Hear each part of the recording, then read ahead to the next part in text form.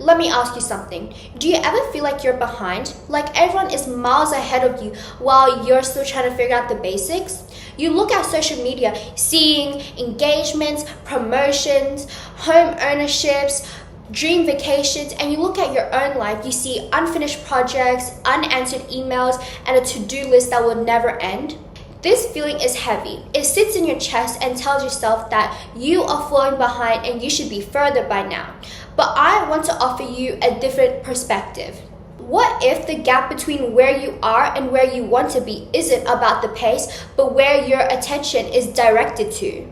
Let me explain. Let's start by questioning the very idea of being behind. The truth is, there is no universal timeline for life, okay? The person who becomes a CEO at 30 and retires at 40 is not ahead of the person who suddenly wakes up and has a calling at 50 and decides to thrive and do what they want to do.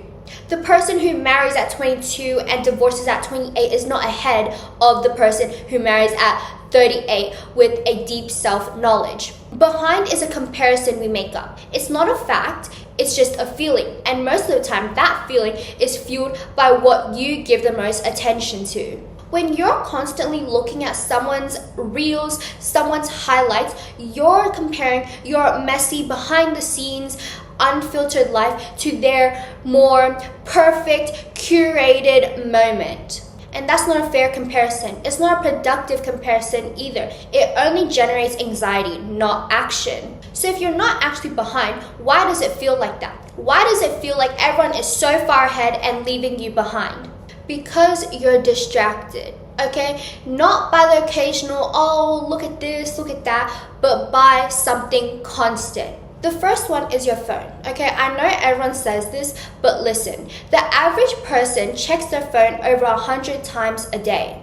Each time you leave a present moment, you enter someone's world. That's not a few minutes, that's a few hours every day spent somewhere else. Comparison. You constantly scroll through the lives of people you don't even like, feeling bad about yourself. You consume content that makes you feel inadequate and you keep on coming back for more. Low stakes urgency. Okay, the email that could wait, the text that doesn't matter, the thing you need to do that can wait. These remove your attention from things that will actually move your life forward.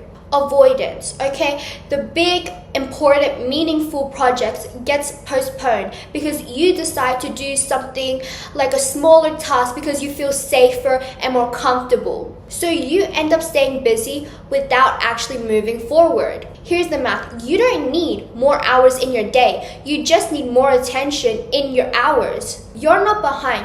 You're spending your attention on things that don't build your life and wondering, why doesn't this happen? Why am I not getting closer to my goal? Why haven't this happened yet? So how do we stop the distraction and start moving towards the things that actually matter? Step 1, audit your attention. Okay, for one day, don't do anything, just observe. Okay, how many times do you go on your phone? How long do you spend scrolling on social media? Where do you reach for when you're bored, when you have a moment of stillness, okay? You don't need to judge yourself, just observe. Step 2 is to define what ahead actually means to you. Not to your parents, not to your peers, not to your friends, but to you, okay? Write it down on a piece of paper and describe, what does ahead actually mean to you? What does progress look like? What actually matters? What actually doesn't matter? Write it down. Step 3 is to create attention sanctuaries. Block out the time where your attention is protected. 1 hour in the morning, 30 minutes before bed, okay? Instead of using your phone, checking emails, scrolling, use this time to actually move forward and actually reach your goal of what ahead means to you.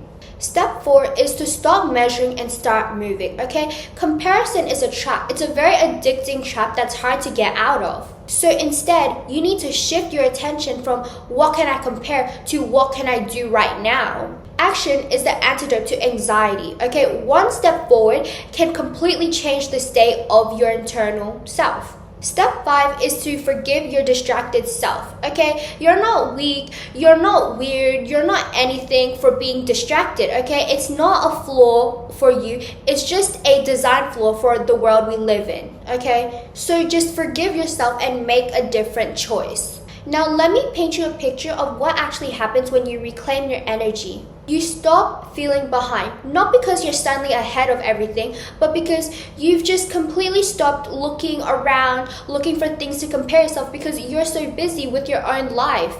You're too busy building your own life to compare it with anyone else's life. You start making progress, okay? Not a dramatic overnight progress, but slow and steady progress. Day by day, you slowly move forward to your goal. You feel present. Your anxiety of not enough quits. The constant scrolling stops.